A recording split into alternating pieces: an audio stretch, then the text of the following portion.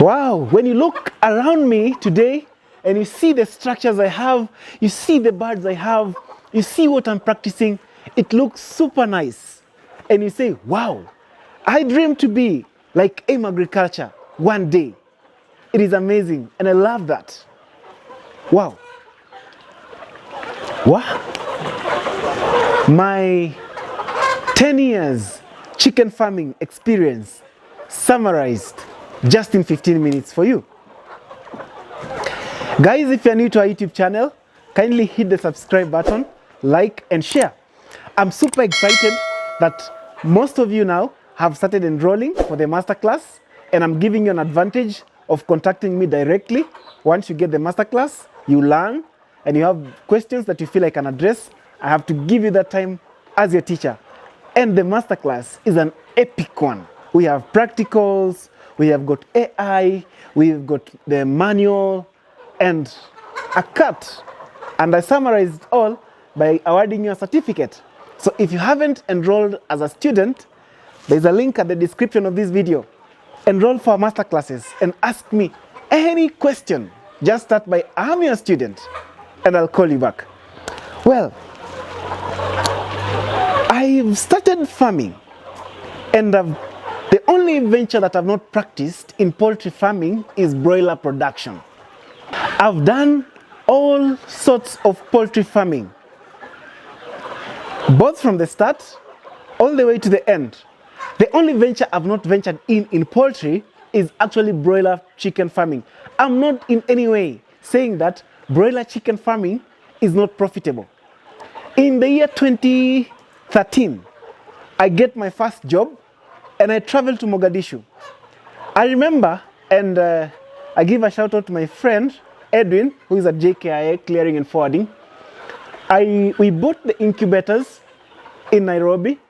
Then we airlifted the incubators. We take the incubators to the airport. That's when I realized, like, oh, these machines cannot fit into the cargo of the aeroplane.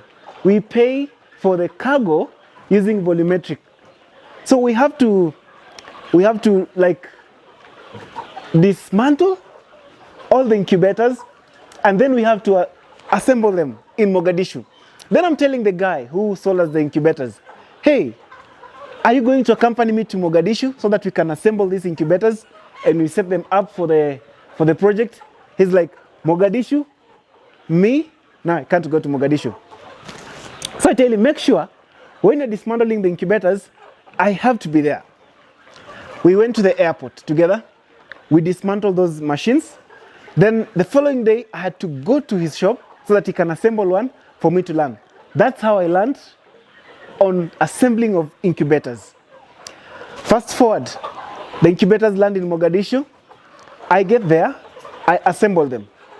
Then now it's a time again to come back, look for fertile eggs, then take them down there. At that time, there was this story. There was this thing we call the quail thing. The quail story had just now gone down. Then now the kienyeji improved birds had taken over. We had the Calro, we had the Broilers, we had the Red Bros, we had the Rainbow Roosters, and people are like, this is the new thing. So I'm like, we cannot ship day-old chicks, which we call DOCs, down to Mogadishu. So then we have to bring down eggs. We come to Kenya. Now I start looking for eggs. Oh my goodness. In school, nobody taught us that fertile eggs have a life shell. Okay? For these eggs, which we call table eggs, you can keep them even for 30 days before they are consumed. That is not the case in fertile eggs. Get this right. Fertile eggs for hatching have to be stored for a maximum of just 10 days. Why do we say so? Of course, if you store the eggs for more than 10 days, you can hatch something. But the percentage hatchability goes down. You get that? So it is recommended that when the eggs are just collected from the flock, they have to be incubated within the 10 days. And actually, if you want to get super results, you have to incubate your fertile eggs within 7 days. That taught me another thing. You can find that a farmer is more interested in producing a high number of fertile eggs. But how fertile are they? You see that? Yeah? High number of eggs for hatching. But how fertile are they? That reminds me that in school, we were never taught of the cock to hen ratio. So if you are a farmer interested in doing the fertile egg business, like buying fertile eggs and hatching them, today you've learned that the eggs have to have a maximum life shell of 10 days. Another thing is, pay attention to the farm that is supplying you those fertile eggs. Ask them or try to understand what is their cock to hen ratio. 1 cock, 7 hens. This simply means that most of the eggs that are collected will be 90 to 95% fertile. Okay?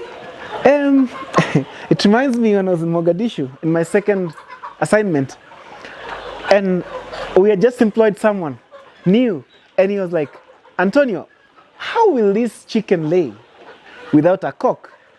Who told you that birds cannot lay without a cock? A hen will lay with or without a cock. That's why when you're buying layers, it is recommended that you buy layers and the person supplying you the layers, they should be 100% female. Maybe just a human error that 1 cock can pass by. And that one takes me to genetics and how you can differentiate a cock and a hen when they're day-old chicks. That's a video or an episode of another day.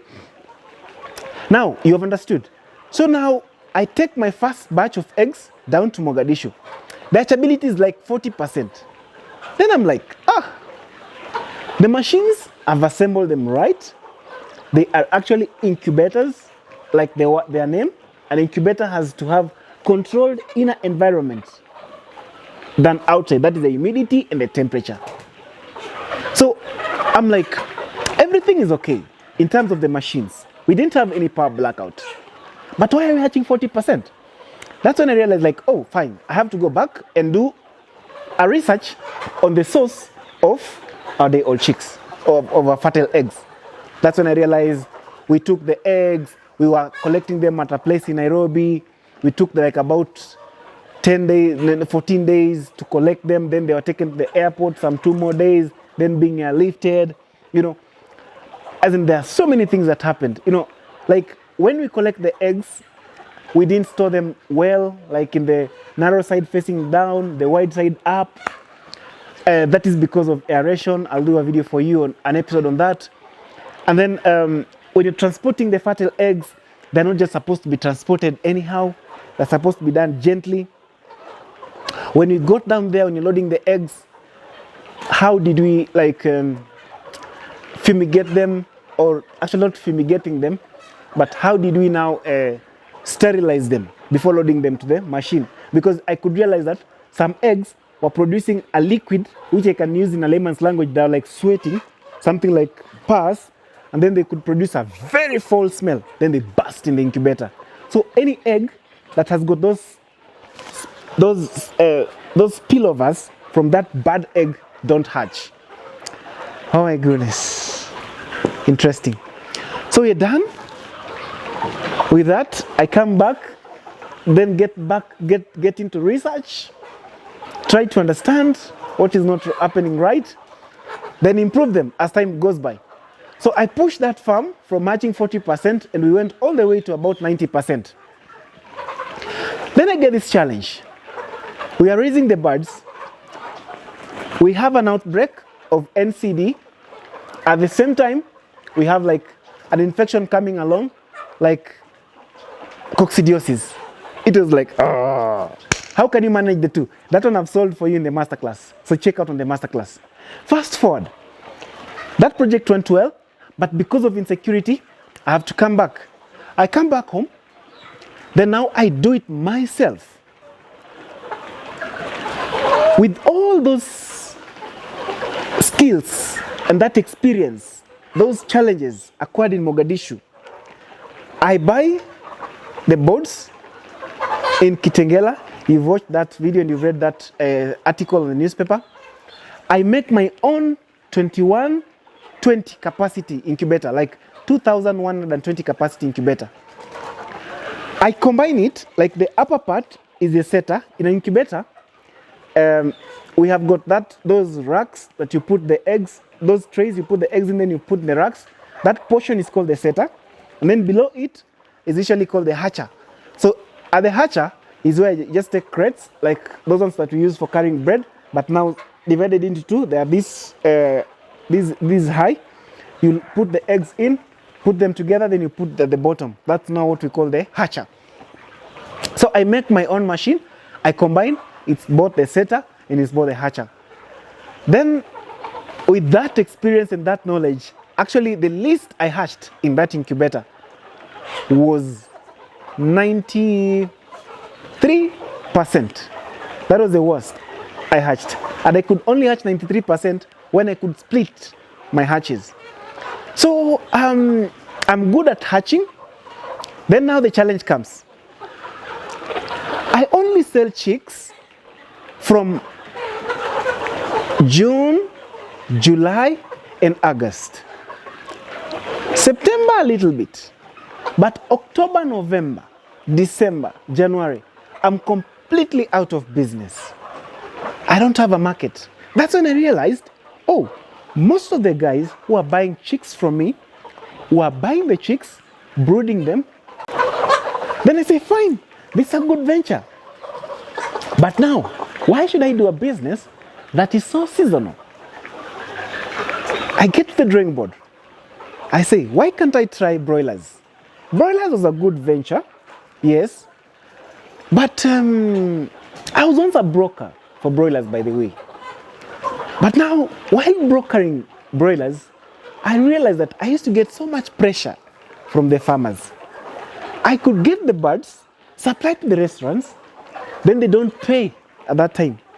When I supply this batch, they would pay me for the previous. So I would take that money, then take to the farmer. So I would get so much pressure from the farmer because I'm trying to avoid the farmer from getting in contact or direct communication with my market. Then I said, this thing has got a very small profit margin and has got too much pressure. And broilers eat. No problem, even if they eat, it's for a short time. But the work with broilers, removing the manure, replacing the bedding, brooding every other cycle, and you all know how brooding can be tough and tedious. Said no, I'm not going to for broilers. Then I go to layers. When we started doing layers, the farming systems we were practicing in the year 2016, 2017, 18, 19, 20 is totally a different thing from what we're practicing today. Very different. 2 years ago, when we could do brooding, and then you wake up in the morning, the first thing you ask whoever was attending the birds at night is like, how many have died? So it was like normal. They have died. That is the same mentality that is in most of my followers. You've gotten to a point whereby, like if you're experiencing and having a mortality, it's normal. Like, they've just died. They will stop somewhere. Today, this flock you're seeing here, we lost just like 2 birds, and one was mechanical during vaccination.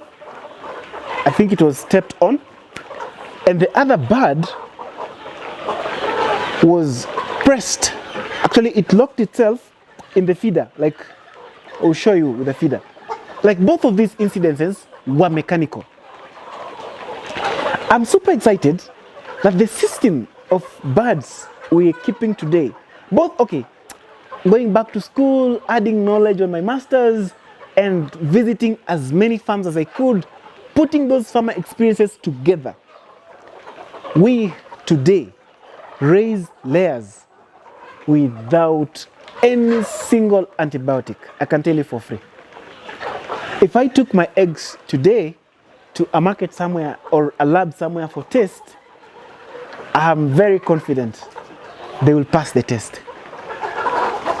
What are some of the hacks? Of course, most of the hacks I've done in the masterclass, because in the masterclass I've guided you bit by bit of how we do it. But now, today, when you're keeping layers, we used to try and say we are saving much on the energy, like the charcoal, the electricity, which were the sources of heat during brooding. Not knowing that, you might be working to save on that, but you're inducing stress, and the biggest problem you're bringing about is pneumonia. Even we human beings, when you are prone to pneumonia, then it becomes part of you. You would say, I'm complaining of chest pains, I can't go to this place, I can't stay without a warm jacket. That same thing will apply to the birds.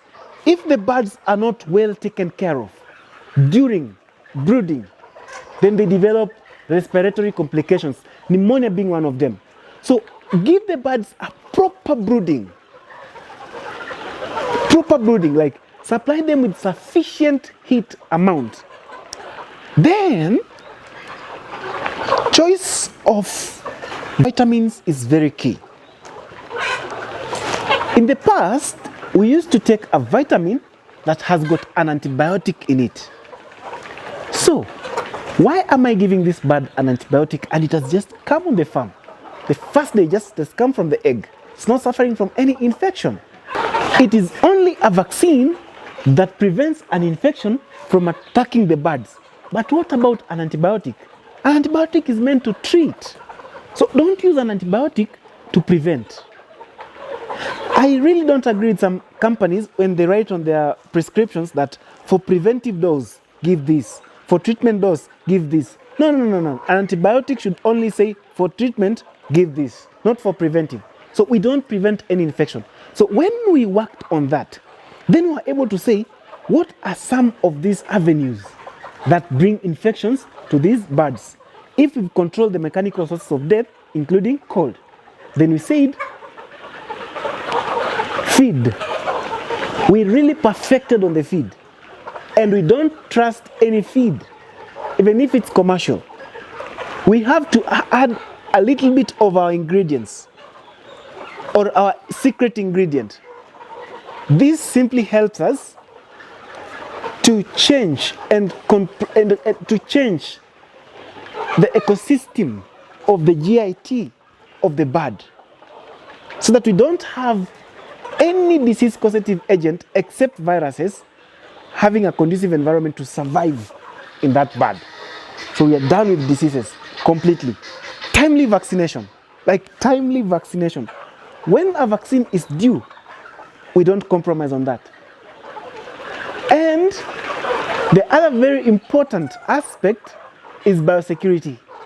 And most of these, I've covered them in the masterclass. So guys, and above all is passion. Passion. If you love it, you'll do it right.